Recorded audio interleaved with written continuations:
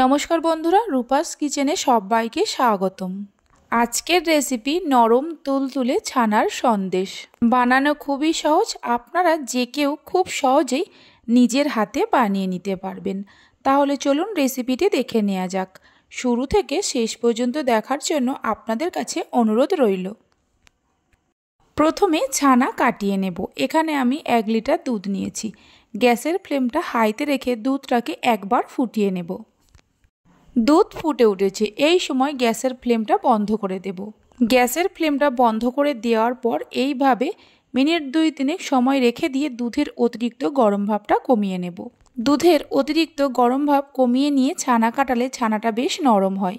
দুধের অতিরিক্ত গরম ভাবটা কমিয়ে নেওয়ার পর দুধের মধ্যে দিয়ে দেব ভিনিগার মেশানো জল। 4 চামচ ভিনিগার আর 4 চামচ জল আগে থেকে মিশিয়ে রেখেছিলাম।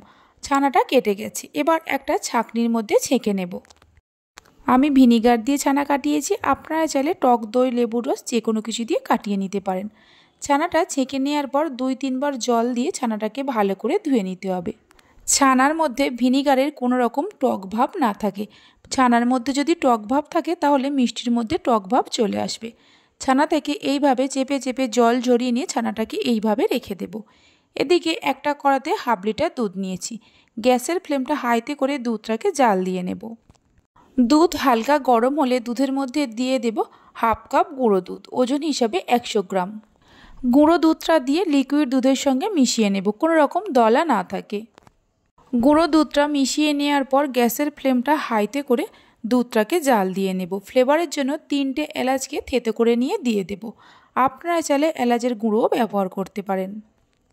দুধ ফুটে উঠেছে, এই সময় গ্যাসের ফ্লেমটা মিডিয়ামে করে এর মধ্যে দিয়ে দেব 1/2 কাপ চিনি, ওজন হিসাবে 100 গ্রাম। আপনারা চাইলে চিনির পরিমাণটা আরেকটু বাড়িয়েও দিতে পারেন।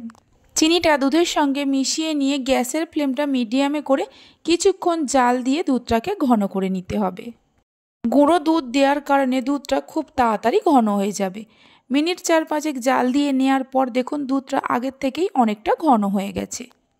দুধটা ঘন হয়ে যাওয়ার পর গ্যাসের ফ্লেমটা লোতে করে দুধটা এইভাবে বসিয়ে রেখে দিয়ে এদিকে যে ছানাটা জল ঝরিয়ে নিয়েছিলাম একটা প্লেটের মধ্যে ঢেলে ছানাটাকে ভালো করে মেখে নেব। ছানার মধ্যে কোনো রকম বড়দানা অংশ না থাকে। মিনিট 2-3 সময় ধরে ছানাটাকে মেখে নেওয়া হয়ে গেছে। দেখুন ছানার মধ্যে কোনো রকম বড়দানা অংশ নেই। এবার এই মেখে নেওয়া ছানাটা ঘন করে রাখা দুধের মধ্যে দিয়ে দেব। ঘন করে নেওয়া দুধের মধ্যে ছানাটা দেওয়ার পর লো ফ্লেমে ছানাটাকে দুধের সঙ্গে ভালো করে মিশিয়ে নিতে হবে। ছানাটাকে দুধের সঙ্গে মিশিয়ে নেওয়ার পর গ্যাসের ফ্লেমটা মিডিয়ামে করে কিছুক্ষণ জাল দিয়ে ছানার মিশ্রণটাকে ঘন বা শুকনো শুকনো করে নিতে হবে। জাল দেওয়ার সময় এইভাবে ক্রমাগত নাড়তে হবে, তা না হলে তলায় লেগে যেতে পারে। মিনিট 4-5 মিডিয়াম ফ্লেমে জাল দিয়ে নেওয়ার পর দেখুন মিশ্রণটা আগের থেকেই অনেকটা ঘন হয়ে গেছে। মিশ্রণটাকে আরও একটু ঘন বা শুকনো করে নিতে হবে। মিডিয়াম ফ্লেমে আরও মিনিট 3-4 জাল দিয়ে নেওয়ার পর দেখুন মিশ্রণটা আগের থেকেই অনেকটা ঘন বা শুকনো হয়ে গেছে। এর থেকে আর বেশি ঘন বা শুকনো করব না। এবার গ্যাসের ফ্লেমটা বন্ধ করে দেব। ছানার মিশ্রণটা একটা প্লেটের মধ্যে নামিয়ে ঠান্ডা হতে দেব। ছানার মিশ্রণটা ঠান্ডা হয়ে যাওয়ার পর 2 হাতে অল্প করে ঘি লাগিয়ে নেব। এবার ছানার মিশ্রণ থেকে কিছুটা করে নিয়ে হাতের মধ্যে পাকিয়ে এইভাবে গোল বলের মতো করে তৈরি করে নেব। তবে পুরো ঠান্ডা করব না, হালকা গরম থাকতে থাকতে করতে হবে। দেখুন ঠিক এই রকমভাবে তৈরি করে নেব। এখানে কিছু কাগজের কাপ নিয়েছি, কাগজের কাপের মধ্যে একটা করে সন্দেশ এইভাবে রেখে দেব। এইভাবে আমি সব কটা সন্দেশকে তৈরি করে নেব। এইভাবে একবার সন্দেশের রেসিপিটি বাড়িতে বানিয়ে দেখতে পারেন, খেয়ে সবাই প্রশংসা করবেই। আমার রেসিপি যদি আপনাদের ভালো লেগে থাকে অবশ্যই একটা লাইক করবেন আর আমাকে কমেন্ট করে জানাবেন। ভালো লাগলে চ্যানেলটি সাবস্ক্রাইব করে পাশে থাকা বেল আইকনটি প্রেস করবেন, তাহলে আমি যখনই কোনো রেসিপি দেব খুব সহজেই দেখে নিতে পারবেন। সন্দেশগুলো তৈরি করে নেওয়ার পর একটা করে সন্দেশ হাতের মধ্যে নিয়ে এইভাবে মাঝখানটা একটু চেপে দেব। দেখুন ঠিক এইরকমভাবে সব কটা সন্দেশকে তৈরি করে নেব। সব কটা সন্দেশকে তৈরি করে নেওয়া হয়ে গেছে।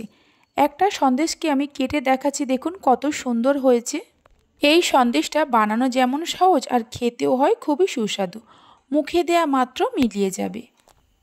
ভিডিওটা আমি এখানেই শেষ করছি। আপনারা সবাই ভালো থাকবেন, সুস্থ থাকবেন। ধন্যবাদ।